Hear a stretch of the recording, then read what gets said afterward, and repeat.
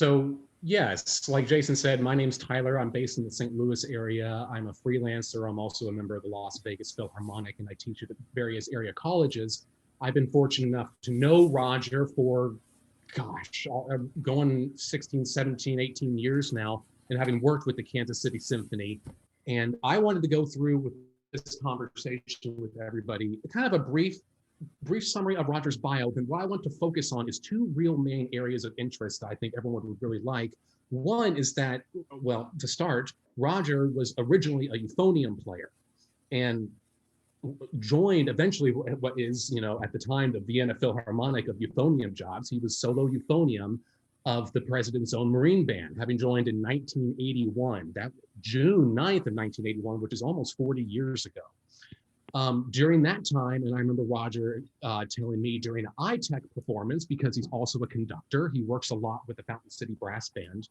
And there's a photo of the three of us, actually, of Brian Bowman, Roger, and me, and that's kind of like the grandfather relationship, because Roger would have his first euphonium lesson at age 15 with Brian Bowman. To tell you where this lineage comes from, he would go on to the University of Michigan, like I said, join the Marine Band. And for those of you who know people who've either been in the Marine Band currently or in the past, that job has tended to fluctuate in terms of how good of a gig it is throughout the years. And that's kind of one area of focus I want to talk about with Roger, is playing euphonium. And then he turns around, starts studying with the National Symphony principal trombonist, Milt Stevens, who would be his guru for most of his career, and would end up going on to have a trombone career. So he would go on to play with orchestras like St. Louis, record with Atlanta Symphony Orchestra. He would play bass trumpet with one of the ring cycles of the Chicago Lyric Opera, played with the Chicago Symphony. He would eventually land in his feet after meeting Susan, his current wife. And now, and between them, they have 4 kids together. This is something I wanted to talk about with Roger as well, how to practice when you have literally a full house and maintain these protege relationships like you do with me and other people. Like his notable students include Paul Radke, who's in the second trombonist of the Los Angeles Philharmonic, Preston Hardage, who's in the Marine Band. There are countless students like me who've gone on to have somewhat successful careers.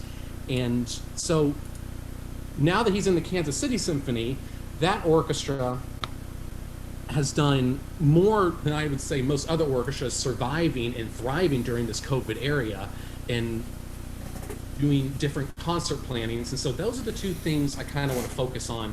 Do you hear that hum, Jason? Is that me? I hear that too. And I'm trying to, let me see here.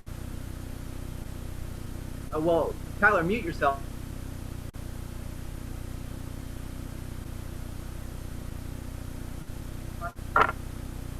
It might be Roger. I don't know.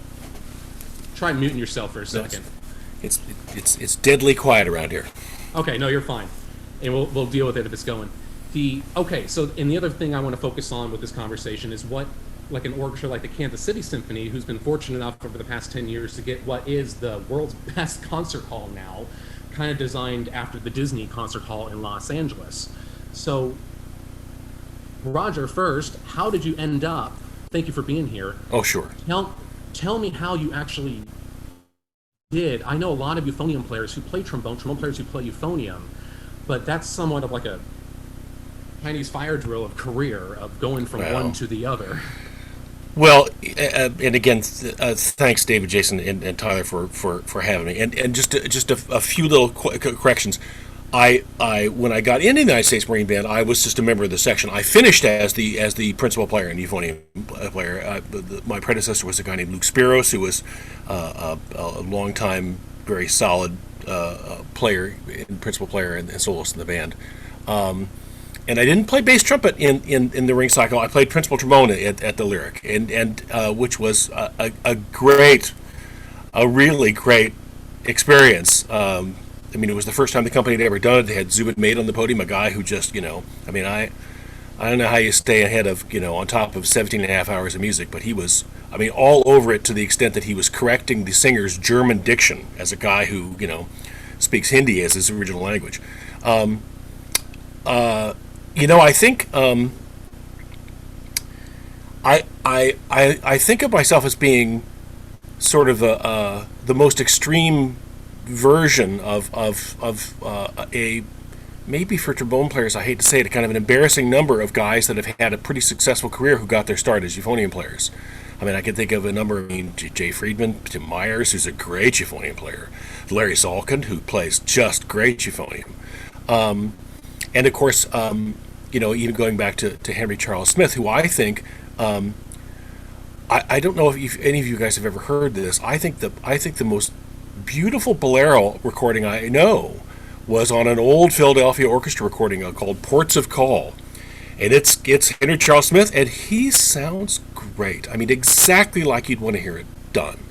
And I've wondered sometimes why it is that well, first of all, I a long time ago, one of the best drive-by lessons I ever had with anybody, and we've all done them at least to some extent, was when I was in college at Michigan. I was playing euphonium. I wanted to be the James Galway of euphonium. I was playing euphonium all the time. Was with Roger Bobo. I went out to his Malibu in Topanga Canyon, his home, and man, I was there for 2 hours. It was great. And he was one of the first person that suggested that that it's good for you to have both kind of a cylindrical and conical kind of life experience. It's been since then that I've known that people, like I know that Alan Berg, sometimes practices his F excerpts on C tuba and his C tuba excerpts on F tuba to have a kind of a more rounded kind of gestalt approach to playing. But I also think that there's some elements about what it takes to be a good euphonium player that I think transfer over to trombone in a very powerful way. And the first one of those is that, I mean, whenever I talk to students and we talked about slide, I mean, the first thing I say is, I mean, who thought of this? Jesus, who thought of this? Damn it! I mean, this is like way, way, way, way easier than where do you put the damn thing and how do you do it there consistently and shit. And I think that one of the smoothest trombone players I ever knew was a colleague of mine in the Marine Band, a bass trombone player named Barney McCullum. And Barney he told me once that what he used to do is that he used to pretend that when he was playing trombone, that he was moving the slide, that he was pushing valves. I mean, he literally tried to use his imagination to approximate that this was no more inhibited is the area he's putting in his horn than euphonium players doing this, because euphonium players never think about what's happening with the hair with their fingers. And for us, I think, for trombone players, that I think is the giant hurdle where you get over the notion that this is somehow related to how you put your air into the horn. And like I said, euphonium players never think about that, and so and if they come to the instrument, come to trombone after having a fair amount of euphonium playing, and for me it was again like I was already a professional euphonium player before I started playing trombone very seriously. That it's the way that you can better make that leap. The other thing I think that frankly is helpful for euphonium players, oddly, is the notion of vibrato. Now, vibrato for euphonium players, I think what I tell my students is that if I notice your vibrato, there's probably something wrong with it. I mean, it's something that should be not even the icing on the cake. It's the sprinkles on the icing of the cake. It's like theatrical makeup. If I go to a play and I can notice your theatrical makeup, you've done something wrong. You've got too much on. That it's something that that allows euphonium players to affect the the shape and the direction of the music that they're playing. But most euphonium players put on use vibrato like a painter uses a roller. There's just like a ton of it everywhere, constantly used. But the thing about playing with vibrato is that you can't play with a decent vibrato unless you're keeping your air going through the instrument. I mean, unless you're going from here to there, and and that, of course, if you're doing it well. I mean, if you're not doing it well, it just sounds like a wobble. But if you're really using it as a musical tool, then it's a way that you really have committed to using your air in a way that I think is I think crucial to being a successful brass player in general and a trombone player in particular. So, I think Bobo was right. I think it's a good idea for everybody to have at least some valve chops, and I think it has some direct application to being, to doing the instrument well. I like to think that what I've managed to do is to be successful at. I mean, is that when I play trombone, I don't sound like someone who switched over from playing euphonium. I hope that's true. I have had, and it has changed the way I play euphonium, but I think in a positive way. I mean, Tyler mentioned I have the sort of the professional version of the Chinese curse. I've had a very interesting career, and so I still, until prior to, COVID. I mean, I was, at least once a year when it got invited by another orchestra to come and play euphonium or bass trumpet, and those are the times that I could actually go ahead and do it. But near the end of my career as a euphonium player, I participated in the very first Leonard Falcone euphonium competition, which is up at Blue Lakes Music Camp up in Michigan. And I was still in the band, and in fact, I was near my end of my career in my band. In fact, the week prior to going up there, I participated in a service in the band that was. We went up to New York, and we participated in the the rededication of the 100th anniversary of the Statue of Liberty. And it was the worst gig I ever did the band, in terms of feeling like, what the hell am I doing here? I mean, it sucked. And so, at that time I was like, I was in the band for 4 years, and I re-enlisted for 2. And then after this gig, I thought, I don't care if I flip burgers. I am getting out of here. I mean, I tell people I never regretted joining the Marine Band, and I never regretted leaving either. But so I wouldn't play this, and I came in second to a gal named Angie Hunter, I think was her name. She lives in Europe. She's an excellent player, and played the great euphonium de jour hard piece at the time. I played the Arbon's Carnival of Venice. I've been playing since I was in high school, and I came in second, and which was fine, of course. And so the judges were screened. And I heard some, and as I always did in the past, I always sought for comments, and some of the comments I got from these, again, high-profile euphonium players, but it sounded too much like a trombone. And so I told that to my trombone colleagues in the Marine Band, and they said, okay, what does that mean? Your pitch was too good, your sound had too much center to it. I mean, so I like to think that playing both instruments has actually helped both instruments in a really substantial way. So with that, like I said, if anyone's got any questions, keep feeling free to chime in. Jason, just let me know. But whenever you are practicing, let's say getting ready for auditions, I know you've won not only many, but you were also a finalist in many that when I was studying with you in in early college. Roger has 4 children, and how do you? And I've seen your house in Independence when I used to have lessons with you, and then when you switched other houses, you still kept the pool, which is kind of awesome. Different pool. Different pool. How would you structure out your time being a principal in Kansas City? I kind of want to get into more as well. Your work schedule is really unique in that this band will split in to do stage performances and the ballet at the same time, or stage performances and the opera. So they're running in Kansas City. They're doing not only the symphony orchestra, but the Kansas City Ballet and the Kansas City Opera. How do you structure out your practice schedule? Now, it's kind of leading, because I know you used to, or I don't know if you still do, would wake up at like 5 or 6 just to get things done. Well, yeah. I mean, I think that,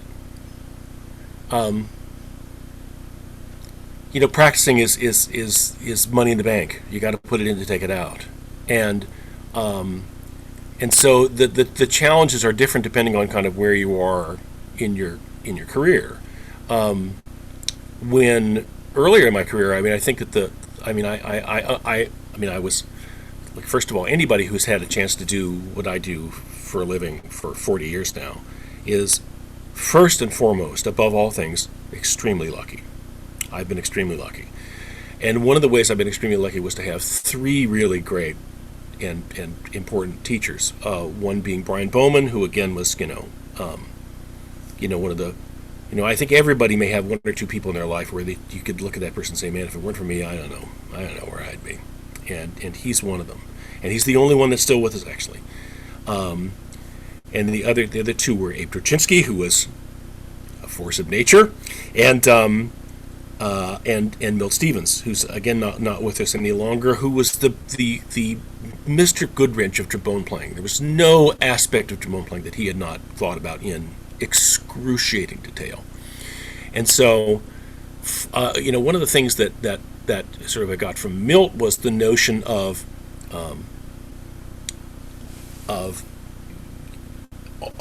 having a preparedness that was kind of a uniform, that you rather than, for all of us who are taking auditions, you all of a sudden you have 20 excerpts to kind of either learn or resuscitate, and so all of a sudden you're doing nothing but excerpts for like 6 weeks, and then the audition goes away, and then you go back to whatever else, and over and above that, Milt had this approach to the idea that and I tell this to students that that I don't know if you've ever seen this old vaudeville routine. It's actually I saw it last down in Branson, actually, where Tyler's from. That's where I'm from.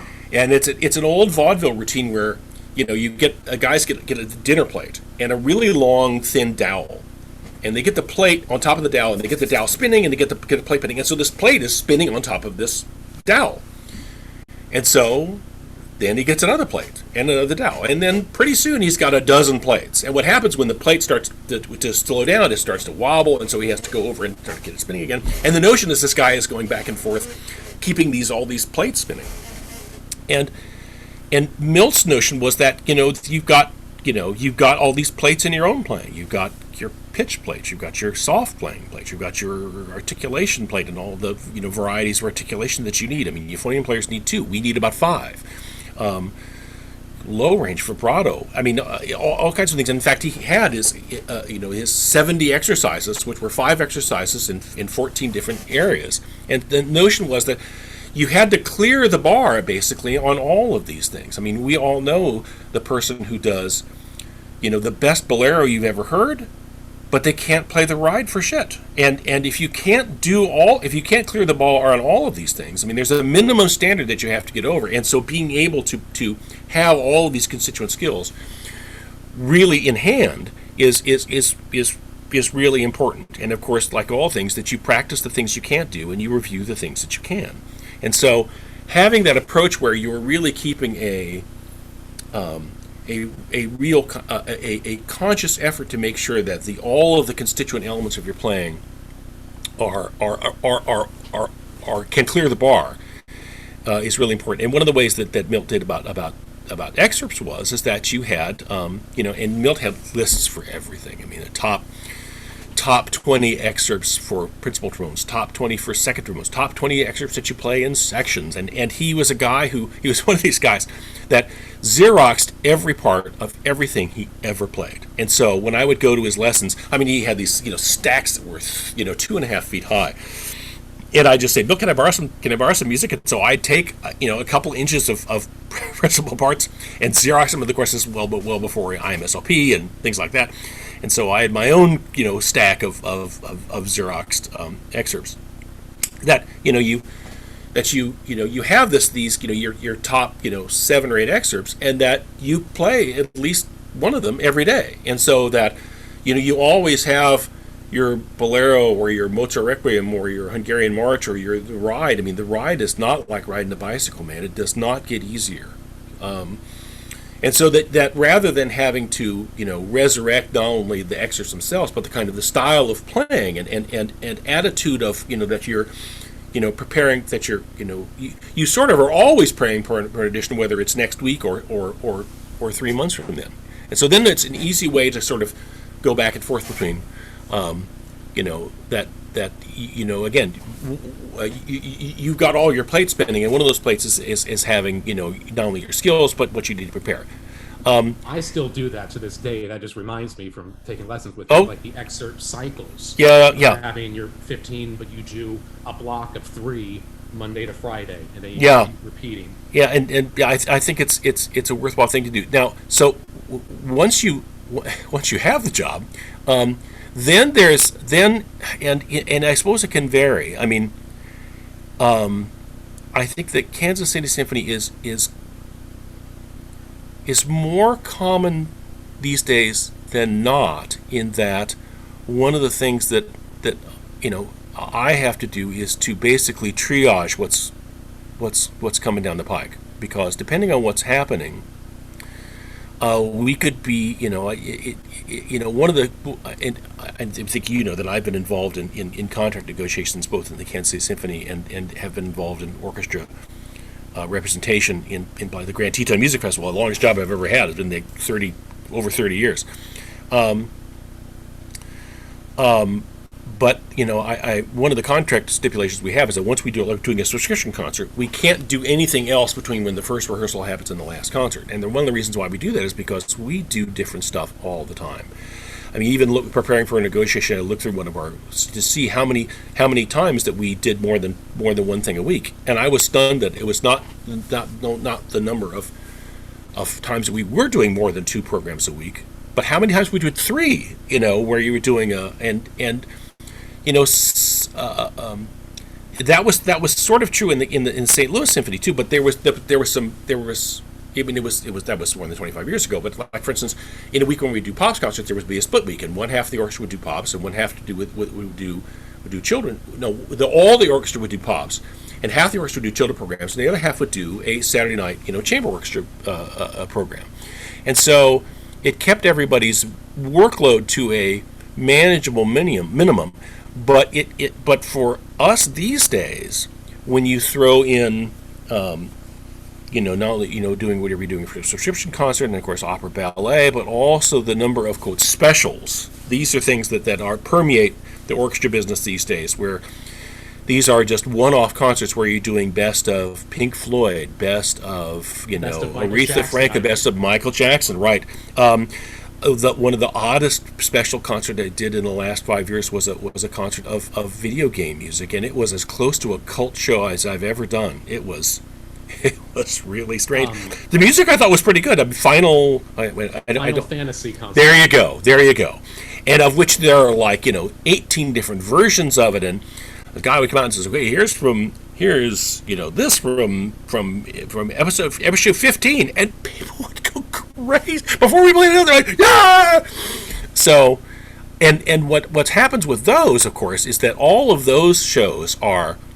Look, I mean, any of you guys who don't do this, that. I mean, the difference between playing a subscription concert and the difference between playing a pop show, I play more notes in a pop show than I do in half the season of a subscription concert. I mean, and I think that's how things that's how this job is very different from, orchestras that are on the higher level of, I mean, if you have an assistant, I think, I think that's really great. So you get a chance to mitigate your workload. I do not.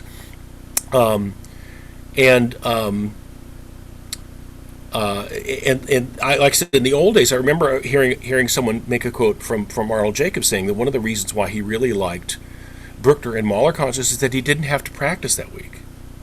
Is because there was so much playing done at work that he was sort of keeping all of his, which is more of a comment on what the non-weeks were like. I mean, those guys who used to play in the Philadelphia when Dave Brzezinski was there, they had some time on their hands, and they were more of their work was segregated in doing, that core repertoire. So for us, and I think it's a two-sided problem. I mean, since I've been in the Kansas City Symphony, and certainly for the last 10 years, we're doing okay financially. I mean, which is of course great. I mean, you gotta, Mama needs a new pair of shoes. You gotta put food on the table. I mean, everybody likes to work, but everybody's gotta eat. But a lot of our income comes from both these special concerts and from the high income things like movies, playing for movies, which every orchestra does now a bunch of times, and that can actually be quite fun. And the good news is that it brings in the capital. The bad news is that it is very labor intensive. So, your job now becomes, like I said, the triage becomes even more crucial. That not only do you have to prepare stuff, but you have to make sure that you don't leave it all in the bullpen. I mean, often what happens is that, and sometimes we've used this description when we have negotiations, is that, we've got a job that your job is doing 120 push-ups a week. And if you segregate that to 20 push-ups for 6 days a week, I mean, you could do that, or even 30 or maybe even 40. But sometimes what happens with our job is that you get to a position where you need to do 60 or 70 at a time, and then what happens is that you need to recover. It's not just rest. It's actually trying to how do you get over the fact that when the part comes on the stand, you simply got to play it, and then you still have to worry about what's happening not only next week but the month after. And they're used to this with singers to some degree. About, I guess, in the opera world, if you're dealing with soloists, they know how to space out, let's say, like a Friday night or. And they of course accommodate that. I mean, when we do opera, there's a performance every other day, right? They don't expect singers to play every day. Ballet companies have 2 or 3 casts, right? So they don't even expect them to do the same thing as well. And one of the things about doing the movie shows I've always thought of is that you don't the guys who did those soundtracks, they never do what we do. They never sit down and play the movie from front to back, ever. I mean, they've got half an hour recording session, and they take out to give smoke for 15, 20 minutes, and of course they get multiple takes. I mean, I have to say, the hardest pop show I ever did was Singing in the Rain. Oh shit, is that book hard? I mean, it's high and it's notey, and man, I mean, I admit I swing like a rusty gate, but even still, I remember the other people, the trumpet players, like, damn, this book is hard. The other side of that is a more philosophical one. That is that, like I said, in the last 10 years, we don't play any more subscription concerts than we used to.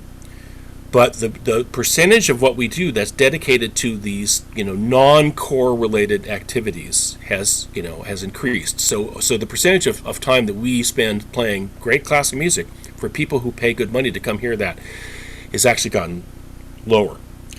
Now some orchestras do this and mitigate, like in the Chicago Symphony, as that you could go to lots of CSO shows that are called the members of, where they have a reduced number of, typically orchestras have a minimum percentage of the actual members that have to be there to call it a Chicago Symphony concert. But and of course it's a band that has 100 people in it, and then of course they could have at least 45% of the band can be extras who are good players and happy to have the work. And so that's a way that they can do those income producing, non-traditional, non-core mission products, but also and bring in the money, and also make sure that they're keeping their players ready to be able to do the things for which is not only their missions, their mission, it's consistent with their mission, but also the reason why they exist, right? The Chicago Symphony and the Kansas City exist for the same reason, to play that great music. And it's easy. It's one of the things I think that we need to be aware of now and going in the future is making sure that the tail doesn't wag the music dog. Jason, do you have a question? Yeah, well, it was interesting. So the International Trombone Association has been doing Zoom calls with various groups thematically over the past several months. There's been obviously a lot of people have been doing a lot of things.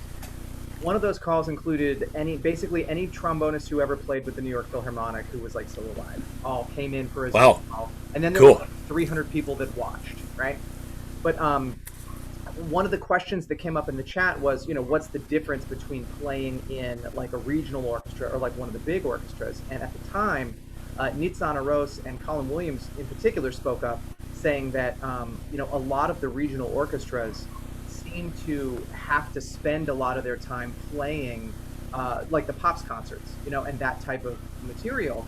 And they don't do like Mahler symphonies as often. And so in terms of being able to just develop that section sound, and if you're a second trombonist and you're never playing Mahler symphonies, the way that you play second trombone in that section might be a little different than, for example, an orchestra that's doing a high percentage of the time doing those subscription type concerts. And so it was kind of presented in a way that made it sound like there's a very small number of people that are privileged enough to get to do that kind of work frequently, and therefore, if you never leave that zone, you get really, really good at that zone.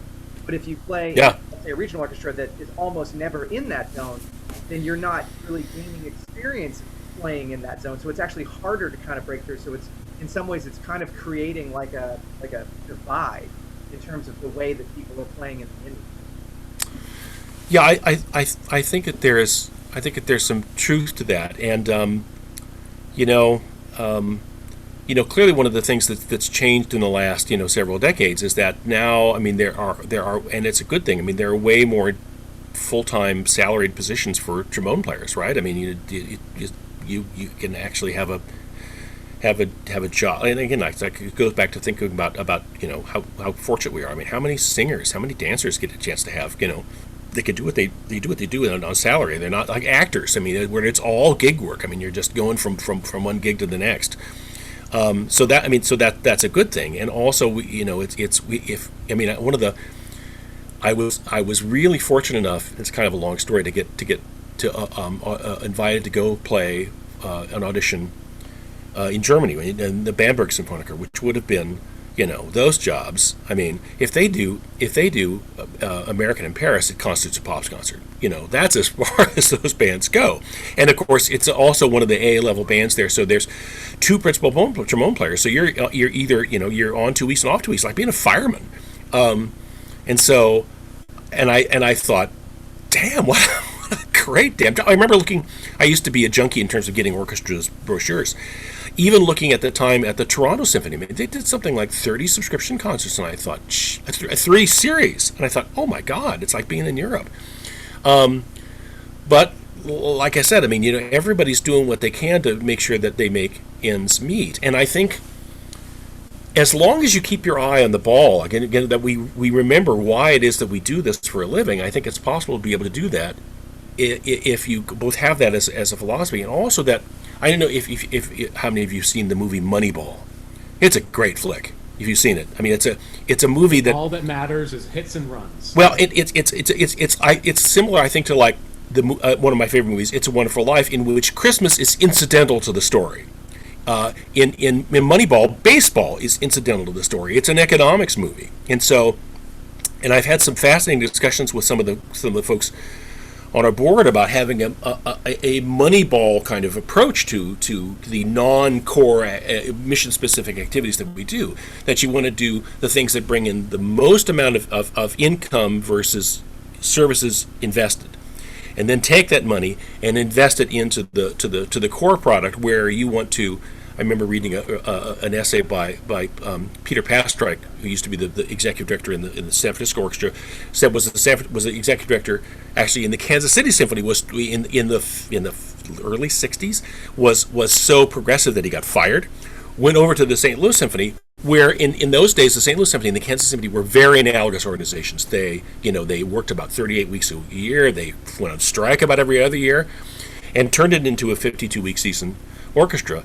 And one of the things he said in this essay was that you should play every concert you can of classical music plus 5%. I mean, do as much of it as you can get away with, because that's the reason why you exist, and that's the reason that one of the ways in which you can, it's sort of like you will have the job that you create. It's like that old thing, you have your good nature, and you have in your head you have a good natured dog and a bad natured dog, and they're always fighting which one survives. Well, the one you feed. So if you feed the classical music dog, then and hopefully and sell in a way that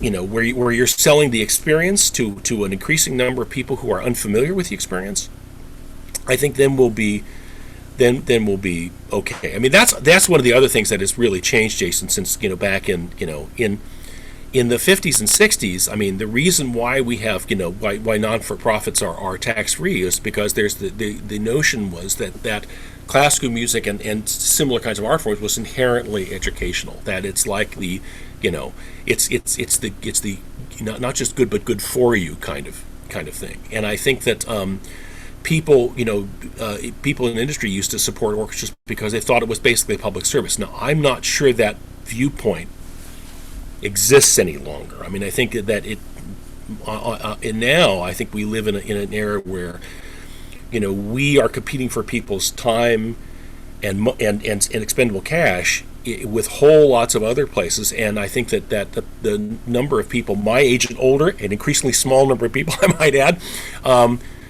don't take it for granted that classical music is something that is inherently something that we need to support. So I can understand why we want to try to broaden our palette as much as we can. But again, the danger is that you diminish not only the your advocacy of the main product, but you also don't do it as well. And if you play in the New York Philharmonic or in a big huge media market, it's just a numbers game. You've got enough people who are going to come or who will pay good money to hear an all dollar piccolo concert. Not that many, but you do have some. And so, but I think as long as you make sure that you take care of again that you recognize the reason why you exist, and do those pieces that and do the Mahler concerts and do the Bruckner concerts, in spite of the fact that they may be a harder sell. I have been in the Kansas City Symphony for 24 years, and I have played Bruckner on exactly 3 occasions. Just 3 occasions in 24 years. And the notion is that it's hard to sell. And I think, one of the reasons maybe why it's hard to sell is because you've only done it 3 times in 24 years.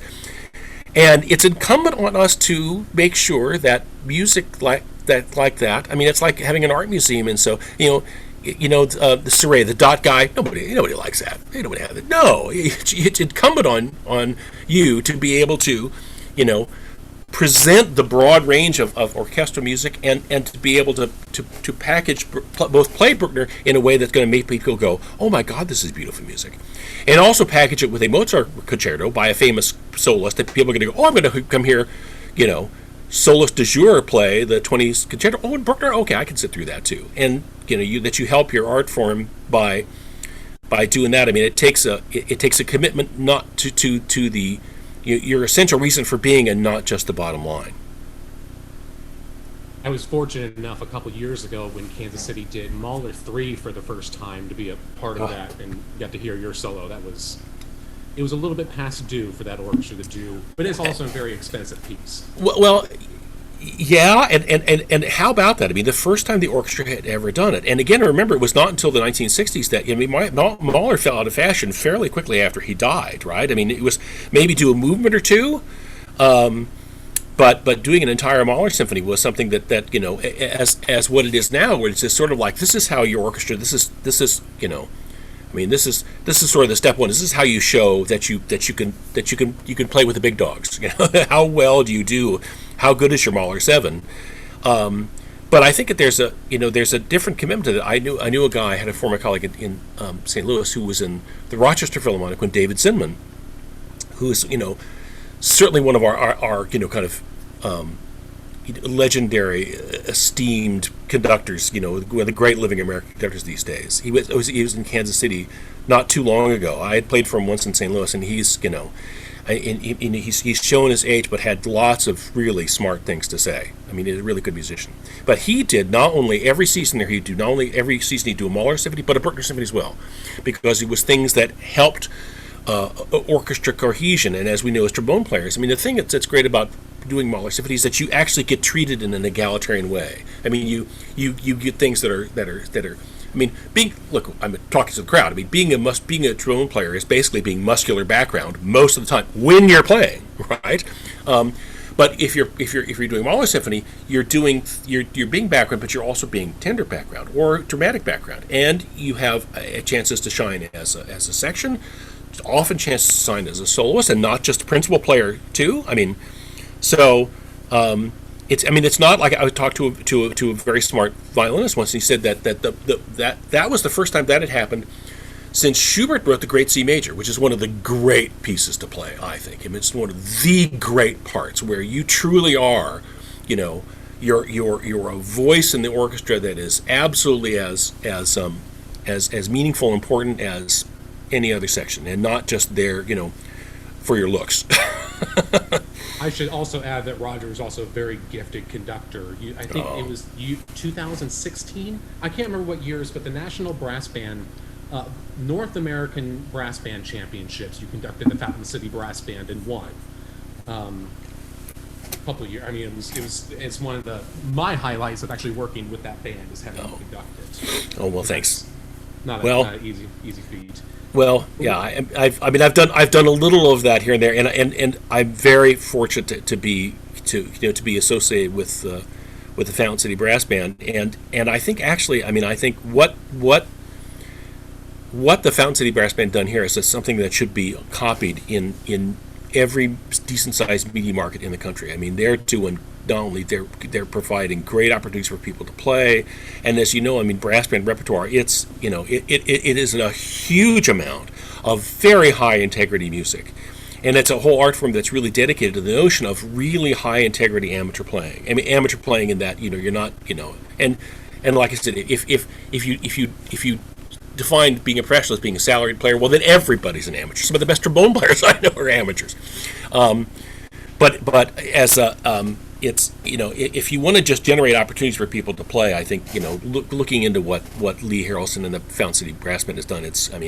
its a way. Lee was an occasional student of mine, sort of as you were, and he was taking. Harrelson is the executive director of the Fountain City Brass Band, and also highly gifted euphonium. He's one of the best euphonium players in the country, and he founded the group. And one of the reasons why he founded the group is he was getting his doctorate at the conservatory at UMKC, University of Missouri, Kansas City, and he was taking auditions for the service bands, and I think in terms of coaching people to take auditions, I think that's something I think I know how to do. Thanks to Milton, thanks to just kind of thinking about it. But eventually, and Lee was doing very well. And eventually, I said, you're going to get one of these jobs. You might want to think seriously if it's something that you really want to do, because being in the military is a culture that is not right for everybody. I think knowing that going in is an important thing to know. And the other thing about being in the band is in the military bands is that if you get the everybody's worst job they've ever had, right? You're no more than 2 weeks away from never doing it again. Like, I'm out of here. Here's my 2 weeks. That doesn't work. It doesn't work on the band. It sure didn't. I had a trombone playing colleague in the band who got kind of screwed over there, and for the last 2 years, he could tell you to the hour when he was going to get out of the band. I've lost my train of thought. I'm sorry. Yeah, that in the military bands in itself, like I have a good friend of mine, Chris Larios, who's also another one of your former students who loves being in the Marine band. Oh yeah. Like I said, the job has changed throughout the years. But why I wanted to talk about more before, and I guess we're going to open it to questions eventually, is that we're talking about the state of the industry and what Kansas City is doing. What do you see? What will the legacy of COVID leave us for when we actually return to the concert hall? Yeah. Yeah, that's a $1 million question, multi-million-dollar question, of course. The one thing one of the reasons things in Kansas City are doing okay. We have managed to weather this well. We've had to take a step back financially, although we've regained some of that ground, a fair amount of that ground in mid-year. One of the reasons why we do is that it's an institution that's been very conservative in that, it had a sizable kind of rainy day fund, and as you know, it's been raining for a whole year.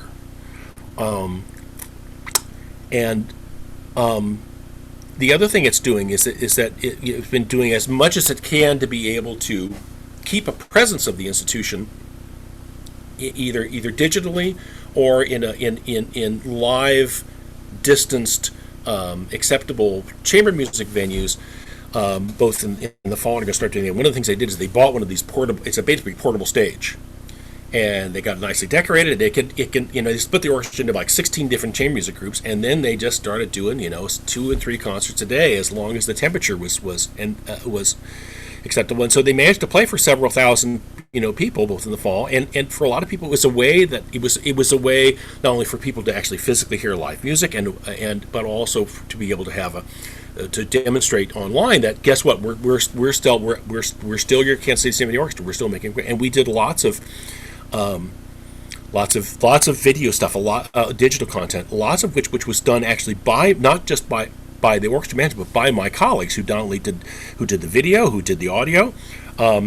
one of the things that they did, which was just stinking brilliant, was for Christmas time, we made a musical advent calendar. So for every day from 1st of December to December 25th, there was some group of musicians playing some, little snippet, 30 seconds of Christmas Carol, and it was beautifully done. One of the things that I managed to do was to do a tile video version of the Kansas City Symphony, and it turned out great. I was really super happy about how that turned out. And so by keeping in the sort of the public eye, the worst way that the orchestras have reacted to this, over and above the absolutely irresponsible way the Met has treated its musicians. I mean, I would have never thought that one of the great institutions of this country would treat its musicians as disposable. It's despicable. But there are other institutions, and not too many, but a few of them that basically just wrapped up their tent and said, we'll see. The Nashville Symphony comes to mind. We'll see you in September, and they made this. We'll see you in September of 2021, maybe, and they made that call months ago. I mean, and so, and the danger there is to say that you could do without us, right? Well, what if people agree? What if they say, yeah, we can do without you? I think that's sending the worst possible message. Now, how things are going to be going forward is an interesting question. I think that my gut feeling is that the good news for us is that people, and it's one of the reasons why, of course, we've had so much trouble getting beyond this. I mean, because people are so hungry to get back to something that seems like normal.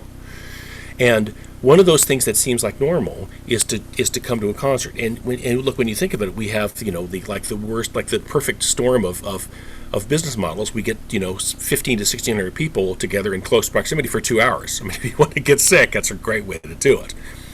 But I think that doing that feeds a kind of inherent just cultural need to be with other people doing the same, with like-minded people doing the same thing for a period of time.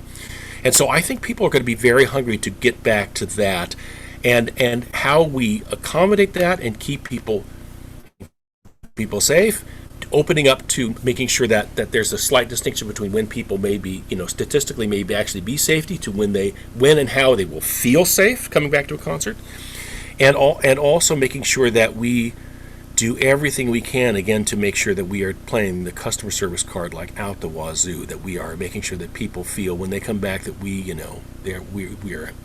are so happy to see you again. And that's one of the things also we've been trying. One of the things that I have done in the last 6 months is make about between 40 and 50 of these little video thank you messages to donors. And what I understand is that they're happy to see me. They're happy to feel. They're being very generous. I mean, that's one of the things that's saved a lot of institutions is that, any orchestra only makes about 35% of its earned income by ticket sales. Most of the rest of it is either grants or donations. And we've reached out to our donor committee, and we've actually exceeded donor development goals, because people understand. I mean, as long as we keep that relationship with the community, they understand that we're important, they're willing to give. I mean, community support is one of those things that it's better to have and not need than need and not have. And I really worry that places like Nashville may rue the day that they decided that Nashville could do without them for a year and a half. So, but I think as long as we play those cards, I think we'll be. I think we're going to be okay. I am cautiously optimistic.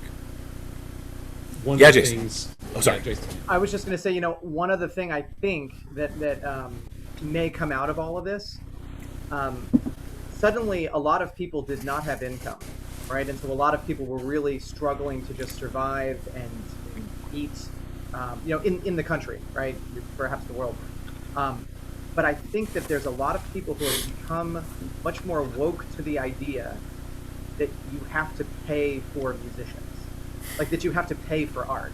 It doesn't, because I think for a long time, many people just kind of got this inaccurate notion that art just happens on its own, and that like you live in a city and there's art in that city, and yeah, there's the art, there's the museum and there's the symphony and there's this and that. But when everybody was like out of work, like delivery drivers and service personnel, in all sorts of ways that the industry was really impacted, I think people started really understanding, oh yeah, you have to pay the trumpet player, in the symphony. Like that's a job, and people eat because of that job. And so I wonder if that awareness of having to pay for art, because I think with technology making things so easily accessible, people lost sight of the fact that you have to pay for art. Because, in some ways that kind of started to evaporate.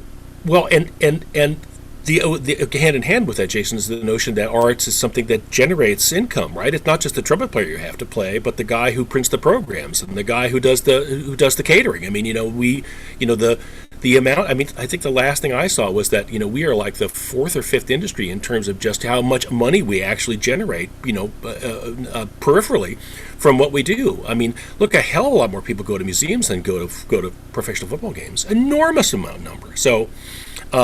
I think that making sure that message is delivered in a subtle way, that the reason why we exist is because your life is better, because I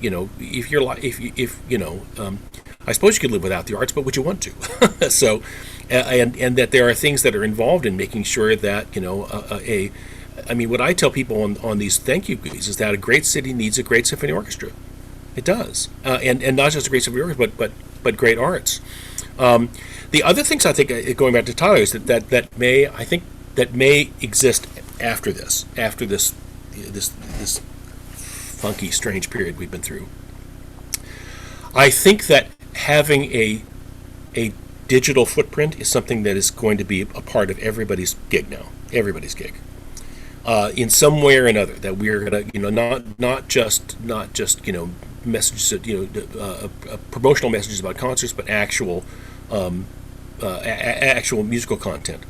That there may well be some people who will actually pay a subscription series to hear a Kansas City Symphony concert from their own living room.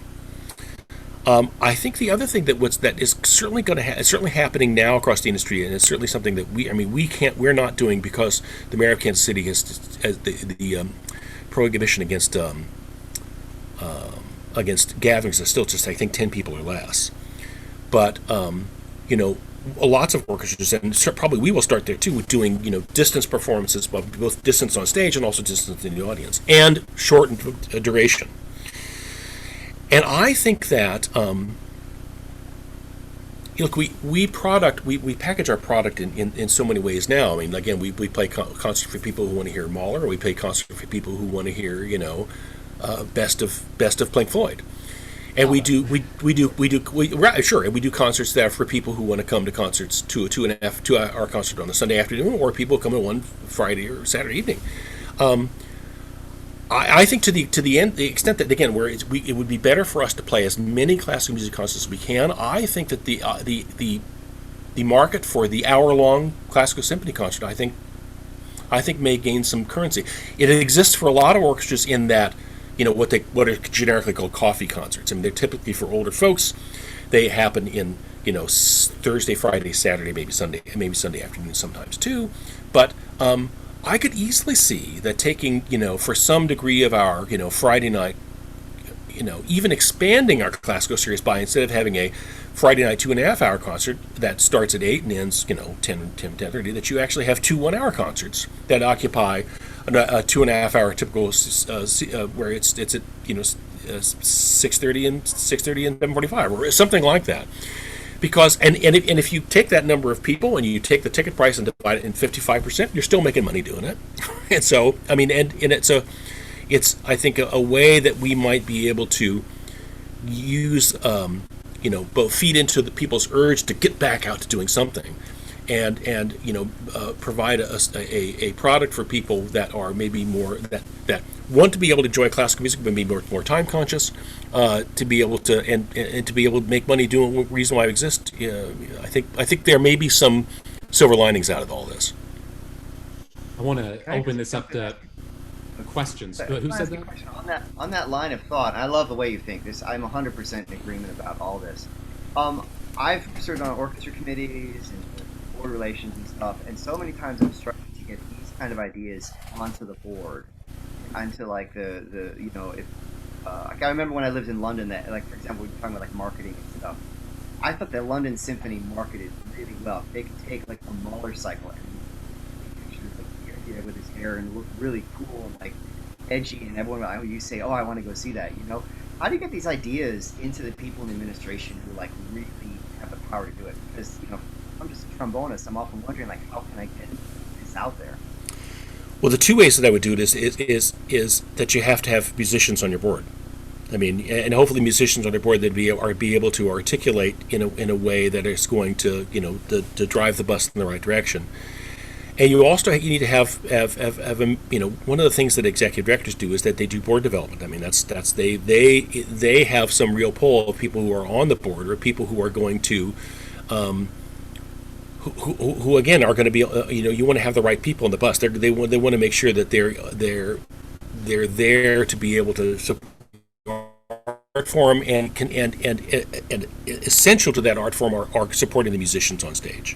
Again, I mean, the idea that musicians are disposable is, I think, it's something that, you know, it's something we should fight tooth and nail. And you know, people are just not welcome. It's like it's the turd in the punch bowl of arts. So I think that's the way that you go about doing that. Hopefully, Dominic. Dominic, you have more trombones in your picture than I have owned in my entire life. I mean, and now I've got 2 more at work as well. So. Yeah. It's like, what can I say? I think what that last thing you were just saying with these coffee concerts or the hour concerts, it's something that you mentioned Bamberg Symphony as well that I think they do really well.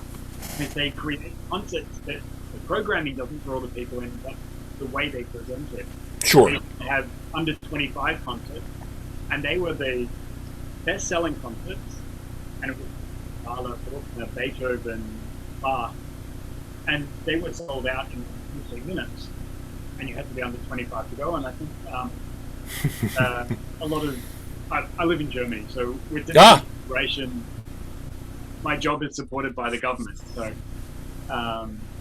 but presenting a way where people can get to concerts, and not the programming that draws them, but the way it's presented. Yeah, you know, one of the things I've always thought. I've always thought that a good analogy to what we do is actually, frankly, to the restaurant industry. I mean, I think that for the longest time, going to a classical symphony concert was like going to that restaurant that you might go to once every year, maybe once every other year. The one restaurant that's in every American town where, you know, a table of 4 will have 6 waiters around them, where they're heating your food by a chafing dish, and they've got the little table crumbers. You know, you're treated like royalty. And that going to a classical music concert was sort of simply, in fact, you know, the reason why, I mean, you ever heard the Great Conductors? It's a great book, you know, with the guys who tried to make the Andre Rieu of their days, that tried to make, you know, playing in orchestras into a full-time going business concern. Is that they would have jeweled batons, and they would have, you know, their musicians dress in tails because it was lifting the station of what was happening on stage. Everybody knows that the reason why you have musicians wear tails is that you can get the most butt ugly man you know and put him in a set of tails, and he looks okay. It's a marketing thing. It's not, but I think what happened, I think in the 70s or 80s, I think a lot of us drank the Kool-Aid. I mean, I thought that if we just play Beethoven, people will come. It's not been the case. It's never been the case. One of the things that Anthony Bourdain used to say, that the truth about restaurants is that the meal is just the central portion of a big, broader experience. And I think one of the things that we used to do was, again, think of, you know, that the experience begins from the downbeat to the final cadence. And the truth is that it's more like how theater people have always thought about their art form, is that it begins from the moment the customer sees the venue to the moment it leaves their sight. I tell all my students that your performance begins the moment your audience can see you, and it ends the moment they leave your sight as well. And if you think that way, you have a different perspective on what it takes. And my wife is a communications person, and she used to be a communications person for a chamber music presentation group in town. Actually, really great, they bring high quality people, and she always liked that more than the orchestra concert because, you know, if you see the Emerson Quartet play, they are committed. And you know what? You can't play in a string quartet or frankly a brass quintet without being committed, right? it's easy if you're one of 14-second violins to look like you don't give a shit what's going on. But you know what? People notice. And if you went to a fabulous restaurant, even if the food was great, and if the busboy was chewing gum, and if your waiter didn't seem very happy to see you, you wouldn't go back. So there are elements of that customer service that I think that we have learned to think that we could get by ignoring because we're playing classical music. I think we ignore it at our peril, and it's one of those things that I think all musicians I think need to be aware of, that we need to be salesmen for what it is that we do. First and worst, and of course, it's not that the product is. I mean, the reason why people still listen to Beethoven concerts. I mean, look, I remember hearing Gunther Schuller speak once that the mortality rate in rock bands between their first and second album is huge. I mean, so there's a reason why people listen to Beethoven 200 years after he's been dead, and it's because our stuff is at the time. The product is great. We can sell the product as long as we sell the product in a way that is genuine and it lives up to the music on the page, and sell it in a way that's competitive with all of our other competitors. Because these days the problem with those restaurants that have the table crumbers is that you can get great food brought to you by Uber, and you could get great Thai food, you could get fabulous Mexican food. You could just the competition is way stiffer, and if we think we're not competing, we're going to lose. Anybody else have questions? This is, if it isn't clear why, of course, like I said, it was kind of me and Dave's idea to bring Roger in. I've always thought of Roger as like the philosopher of the trombone, his ability to speak and articulate. And there's one more thing I wanted to add, is that I don't know if you still write for it, but he's also a published author, that he would write something called For the Record for Kansas City Symphony that was given great recording references to whatever concerts, and you did that for the Tetons. But one of the greatest things I saw you write was a thing about Brahms 2, and you said on the Voyager spacecraft, they put a recording of Brahms 1. It was Bach. It was Bach. I'm sorry. It's Bach that they put on Voyager. I'm sorry to interrupt you. Go ahead. Yeah. It was Bach, and it's because they didn't put Brahms 2 because they knew the aliens would slime themselves if they heard this, which I thought was just, that's brilliant. So, and I'm sure I'm butchering that quote, but it's very clear that, any more questions, this guy has thought and spoken about most topics that we have thought of or wanted to think about. Well, being a musician, and it's clear everybody can see pictures of as musicians. I mean, being a musician is not a job you choose; it's a job that chooses you. And so, and I think that the way the other quote I tell students is that what Abraham Lincoln said was, he said, I will study and prepare, and perhaps someday one will come. And so the fact that we're, that being a musician is not just something that you do. What you do is something. It's part of who you are, what you are. And so it's one of the reasons why people would get up on a Saturday morning to hear some fool they've never heard of talking about playing trombone playing. And I think one of the reasons, again, why I think, I'm absolutely confident that I think that as long as we make sure that we play our cards right, that there'll be people playing Beethoven 200 years from now, just like they were playing 200 years ago. Jason, you got anything? I was just going to mention, Roger, I also had the same experience playing euphonium that you did in a military band. Oh, great. Proud to have served. Glad I don't have to do it anymore. And it's the same thing. But I switched over to trombone because I found I was sitting beside euphonium players that could read 32 bars of 64 notes, playing something like an old arrangement of an Italian in Algiers. Oh, yeah. And I could never play that fast. But yeah. If I took that same level of technical facility and put it on trombone, I was golden. So I've moved to the straight and narrow side. Yeah, I mean, for us, it was the band arrangement of the Corsair Overture, where we were playing it. It was, and I had to sight read that in my audition. Yeah. So better you than me. Yeah, well, like I said, it was glad I was there to do it. Yeah. One thing, Roger, you started touching on it a little bit because like Lee and Fountain City came up. I've done some work with the Atlantic Brass Band and with great. Brass Band Summer School, and it's ironic to me because I, did all the degrees. I've checked all the boxes that you can check, and at no point did the word brass band ever become a part of that conversation. And it wasn't until I was out of all of that and I got connected through some other peripheral ways. And I totally have caught the brass band bug. I mean, it's fantastic music, and in many ways, it requires such a high level of not only technical ability but also artistry equal to that of anything I've done on the orchestral side. The best brass bands in the world are playing at the highest levels, and I think that there seems to be a trend where brass band it's becoming. There's a higher interest in brass band in the United States. You start seeing more brass bands are kind of forming. NABBA's becoming a bigger deal. You start seeing more regional groups, and it's not the same as like that local yokel community band where people just get together and have a good time playing some Holst. I mean, it's like some serious, legit stuff happening. Not to throw community bands under the bus, but I think that there's a lot of brass bands that are really trying to, play at that really high level, and I wonder how that's going to shape brass playing, in our country.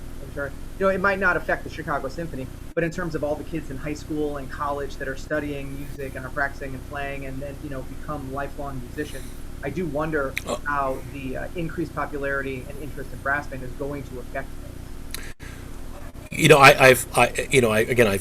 I've been a salaried professional player for 40 years now, and I've done a fair amount of teaching both privately with excellent people like Tyler and Paul Radke. I mean, I think the sign of a success as a teacher that you have students that make twice what you do. But also, I've been an adjunct person for quite some time, and I've applied, and I've been a finalist for a couple really great. I was a finalist for a job at Indiana. I was semi-finalist twice before, and a finalist just last time when they hired Paul Parle, and I'd liked to have had that job. That would have been really nice. And every time I have been in the position to interview, I have always brought up the notion of brass band as something that is what Lee and they have done here is worth modeling all over the country, because they have, they've got, their youth groups, their high school player groups, they're fantastic. They have 5 groups now. Oh, they're fantastic. And the difference between even an excellent group of high school players playing concert band music is that every part of the brass band repertoire is engaging and demanding. Right? I mean, it's not like, look, I've played all the whole suites and it's great music, but it's not like you're playing all the time. But if you're in a brass band, you really are. So if I think, and what you said about I've always thought that one of the problems with music in the United States is that we've got, look, if you live in Texas, you're playing incredibly high quality music in high school band, and then for most of those players, they take the amount of time and energy and ability that they've developed on their horn, they put it in the closet, and they never touch it again. So, and the entire idea of brass banding is that it's a way to have a high integrity music making that you can do forever. I mean, that music, actually making music is something that is not just a phase in your life, but an element of your life from cradle to grave. So I would, I would hope that it would something that will something that will grow maybe organically as we go on. I know one of the things that Fountain City has done is, they want to. And I can understand. And they've had some success. They go over to Britain and they compete with those bands, and they compete successfely. And so one of the things that they do is that they acquire some of the kind of shimmery kind of vibrato that some of the folks do, and that's okay. I think if there was an American specific flavor of brass band music, I think that would be okay too. Well, so, but to jump in on brass bands, I played in a brass band for 34 years in Toronto. Oh, great. There's a professional band up here called the Hannaford Street Band, a silver band, and they're quite good. The one that's knocking it out of the park in terms of bringing in professionals in the States is the brass band of Battle Creek. Oh, sure. They bring in everybody. Wycliffe Gordon goes and plays with them regularly. I've also had the opportunity through the brass band world family of players to stop in and visit with the Ikanger band in Bergen, Norway. I was over there doing my day job, and one of the people picked me up. They have a whole building. Yeah. They got a building in the middle of this town that has rehearsal stuff. The number of mallet instruments across the back of that, and by the way, they play cornets, not trumpets. That's Sure, of course. deal. And if you're going to play a piece of music, they go over, they look at the part, they see, oh, I need a company and a straight mute. They go over to a standard cupboard on the wall, and they all get the same brand of mute to play. And these people are full-paid professionals. They're doing sponsorships, flying from Bergen down to Oslo, just to play for their sponsors, commercial function. You're talking everything that you have with a symphony orchestra in North America. They're doing that, and by the way, based on the oil money in the North Sea, they've built all these buildings. And the same thing's true in, you go to the Black Dyke Band. It used to be Black Dyke Mills. They've taken the mills off the end. Those people are all professionals. They're going from there to symphony jobs. Our instruments are changing their way of playing. It used to be that, in a brass band in Toronto, playing a King 3B or 508 horn was what you'd play on lead. Now they're all playing 547s in the big bands over there. I sat in with another band in Bergen. They only had 2 trombones one night. They said, "Oh, we got an instrument in the cupboard," and they brought out a brand new Con 80H from the band. That's what they're now playing in their brass bands. Euphoniums are getting bigger and bigger. The Wilsons just are getting so large and bore that they've got all these levers all over them to try to get them playing in tune. Yeah, I'm coming from the old-fashioned school where if you were playing euphonium in tune, it was something. But what's wrong with you? Yeah, well, we went from Boozy and Spock's Imperials. If we're in Canada, we were all playing it, and then they went to Sovereigns, which are fantastic instruments. And then they've just gotten bigger and bigger and bigger.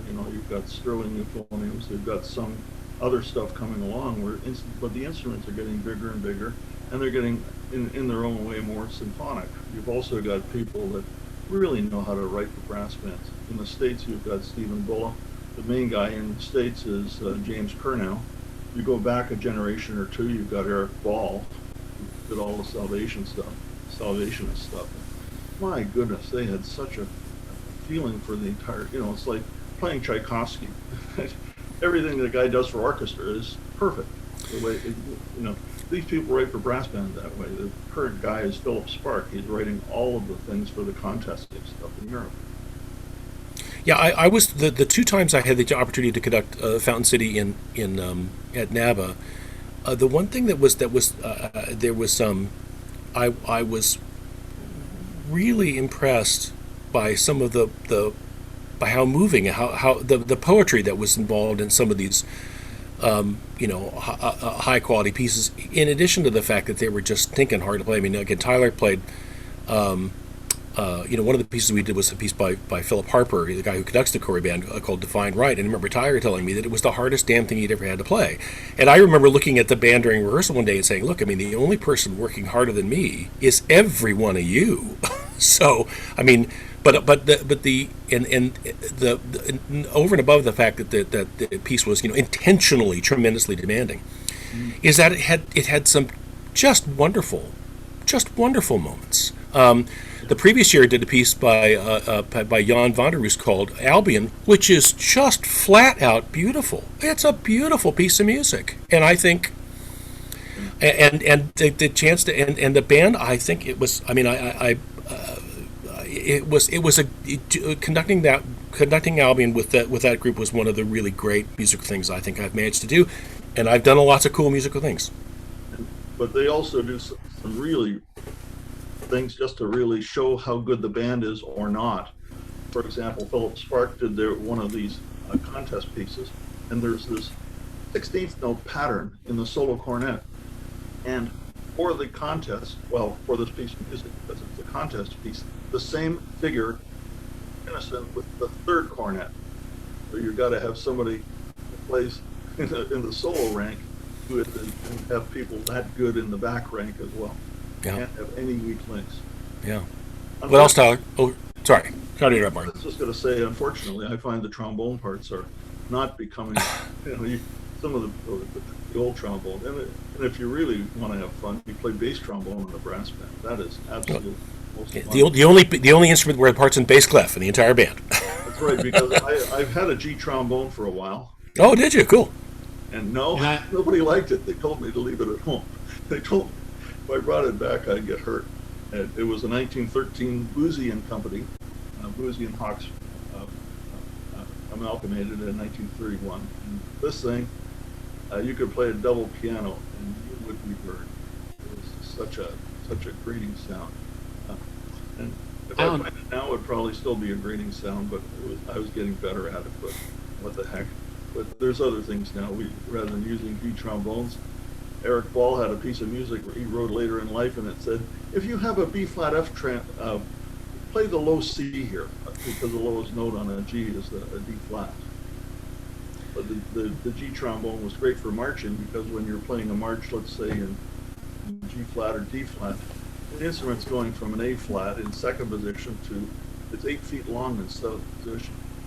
It looks so cool on parade. So, Jason, Tyler, what else? What else? What else? I got a question for you, and this is just kind of a thing. There's no. I'm not looking for any particular answer. You've had a long career, and sometimes when people have had a long career, I like to ask them the question. The career was a certain kind of thing, like when they got into it, the industry and the world and all that stuff. And then it's kind of, most likely gone through some change. And so now it's its thing now. Some people say, yeah, I would love to go back to that, the way it was. And some people say, actually, I wish that my career was starting right now because I really think it's an exciting time, to kind of be here and forward. Do you have any thoughts or impressions on that? Do you think, are you thankful for having lived and performed at the time that you did? Or are you, kind of looking right now and saying, I wonder what's coming, down the pike? I'm not implying that you're done by any means, but I was just wondering if you had any thoughts on kind of, along those lines. Gosh, I heard somebody say once that if things were different, they wouldn't be the same.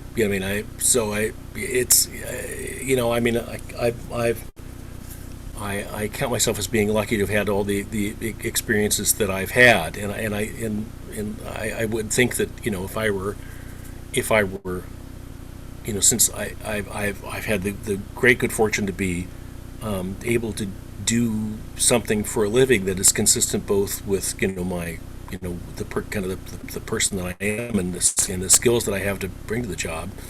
I think I would have been attracted to this if I was born in 1900 or if I was born today. So, and again, I think that because, because of I think that the lasting, important, and the kind of the messages behind the music that we make is something that I think will resonate just as much 50 years from now that it did 50 and 100 years ago.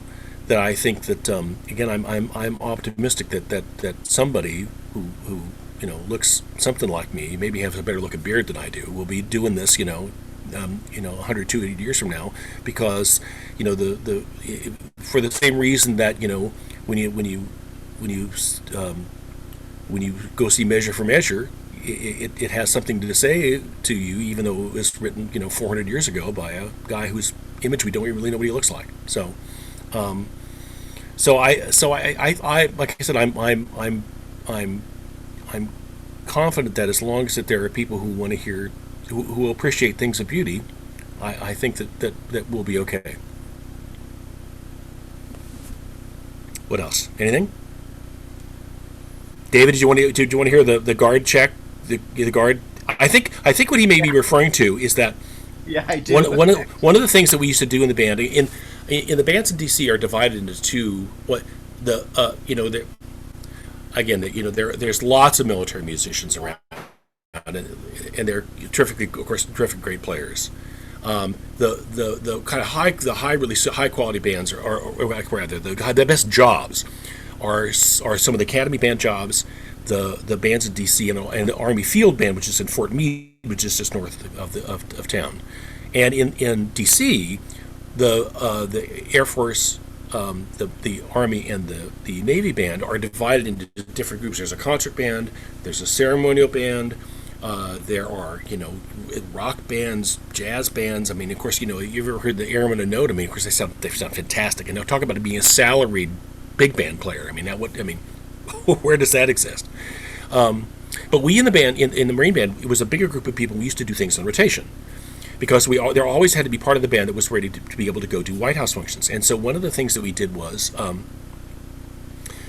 we played at the White House. I mean, the string players who played for state dinners, and one of the things that we brass players always did, we always played Christmas carols, for White House tours, and we also would play White House arrivals, and there was a time where we did a White House arrival.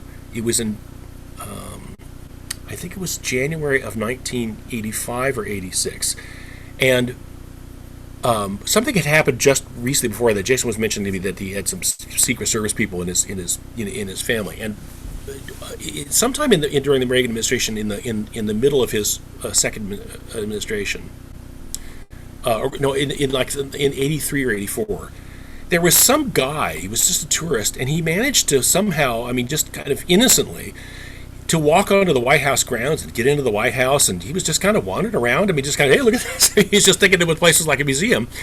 And of course, it made the Secret Service totally flip out. So all of a sudden, the degree of protocols for getting people in and out of the White House grounds became very, very tight. So we'd have to, for White House arrivals, rather than getting there 20 minutes before or something, we'd have to get there like an hour before.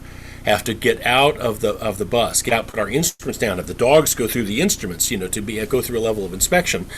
And so, on this particular January, it was very cold. It was certainly below freezing, and it was really cold. And so, we had gotten out of the bus. We'd gone through the procedures. We got, and then once we would march onto the south lawn of the White House, we'd have to stand there for a good 45 minutes. And, of course, our horns were frozen, completely frozen. And so here we are standing there, and they were piping marching band music. We would have been playing, they were piping music around. And so what would happen to the White House arrivals would be that of course, there'd be some protocol by getting the head of states on stage. Reagan would speak, and then the foreign dignitary would speak. And if the foreign dignitary could not speak in English, there was a translation always. And so this particular was the president of Ecuador, as I recall. And it was one of the fun things was actually, because I got a potential to play lots of foreign anthems. The Netherlands national anthem is just beautiful, by the way. But like some of the Central American ones, it was almost like they were like little mini operas, like it was the national anthem of Brazil, starring Giuseppe Don Carlo. So anyway. And often what would happen to these foreign dignitaries is they would speak a long time. You're the president of Ecuador, you get into the White House long, you're going to talk a while. And so the translation was quite some long too. So we'd been out there a very long time. And I can remember I was in the second row, and I looked at one of my friends, a guy who was the principal trombone player named Brian Bourne, great player. I saw him take a half step forward, and then he just started to wilt. We'd been outside too long, he was hypothermia, he had passed out. So the guy, euphonium player next to me, a guy named Mark Larson, and I, we put our horns down, we went and grabbed him, I was holding him to my chest, he was looking at me like, his eyes looking, completely open, looking out of nowhere, carried him off, and then I went back and got back, I took his position in the front line. And of course, as soon as I got back in attention, the trees started to do this. I thought, "Oh shit, I'm gonna faint now too." And so, fortunately, we marched off shortly after that. And I can remember that the drum major, we had some really good drum majors. This one was not one of my favorite guys, and he said, "Look, if that ever happens, again, just get my attention. And if you leave the parade deck, don't come back on." And when I assume once he told me that is that every time we'd go to a White House arrival, somebody would designate somebody to faint, and then we'd all carry him off. All 40 of us would. But it turned out that was must have been a slow news day, because there were photographers at the arrival, and so an AP photographer caught a picture of of Mark and I carrying Brian Bourne off the parade deck. And the next day was apparently a slow news day because we were above the fold on the front page of the New York Times with me, carrying this guy off. And it was because it was an AP photo. I was front page of the Chicago Tribune. I mean, so by one claim to fame, I've got a couple copies somewhere. If you go into microfilm, you could find it, So That's great. That's awesome. Thank you for sharing. I Nope. got a few friends in the Marine Band, and they told me to ask you about that. So. Okay. Well, like I said, there are many stories, some of which I am willing to divulge. I don't Guys- want to actually take up any more of your time, Roger. I know we got. I'm inspired to go practice right now. Thank you for doing this. Well, get something for me, would you? Yeah. and Jason, David, thanks. Thanks for being here, and ladies and gentlemen, I see some familiar faces too. It's nice to see you all, and it's been an honor to be here.